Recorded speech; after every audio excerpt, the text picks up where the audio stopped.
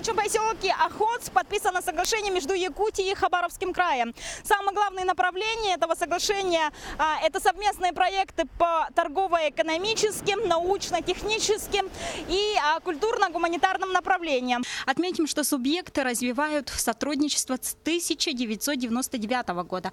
Тогда было подписано первое соглашение, которое несколько раз продлевалось.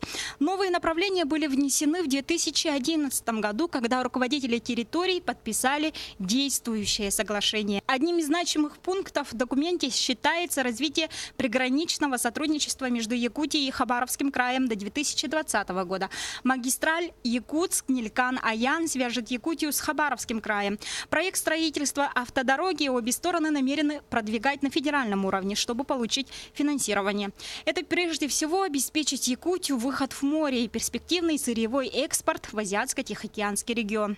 Если мы протянем дорогу с Якутии через Нилькан на Аян, и там сделаем порт хороший, который будет и там по деревопереработке работать, и будет работать по вопросам угледобывания. Дальше есть еще и газ, и нефть, там много вопросов сопутствующих, которые сразу же пойдут. И обратно мы можем поставлять наши продукты. Сегодня особый упор мы, конечно, сделали вот взаимоотношения наших якутских восточных районов с севером Хабаровского края. Потому что здесь несметное богатство, которое еще надо исследовать, еще надо рассматривать, потому что мы говорили только про золото в прошлом. Сейчас уже говорим о платине, сейчас уже говорим о нефти и газе, которые находятся вот на территории этих районов, о которых надо думать, потому что это прекрасный порт может создать в Аяне, это опыт исторический уже показывает, на который надо глаз положить и заниматься, если мы хотим развивать восток страны.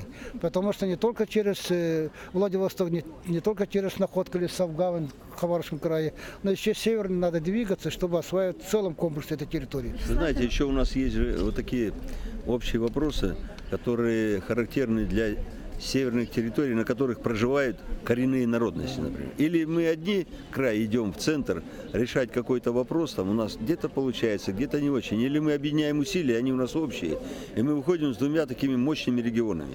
Якутия первое место по территории в России, мы занимаем 4-е место по территории России, но тоже большие.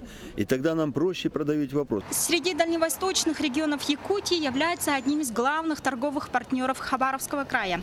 Регион завозит в нашу республику товары народного потребления, продукты нефтепереработки, медикаменты, продовольствие, вывозит ювелирные изделия, природные ресурсы и некоторые виды пищевой продукции.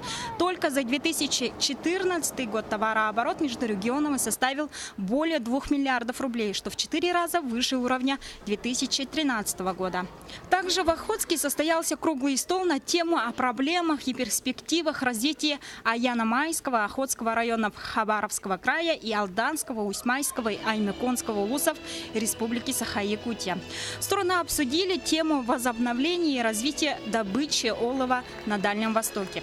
Рассматривали совместные промышленные проекты, которые могли бы быть интересны обоим субъектам. Прежде всего, это проекты возобновления и развития оловодобычи на территории Дальнего Востока и совместная инициатива федерального органа власти по сохранению нормы налогового кодекса Российской Федерации об обнулении НДПИ для оловодобывающих компаний Дальнего Востока Российской Федерации. Основные вопросы, которые мы рассматривали, это прежде всего вопросы развития транспортного комплекса.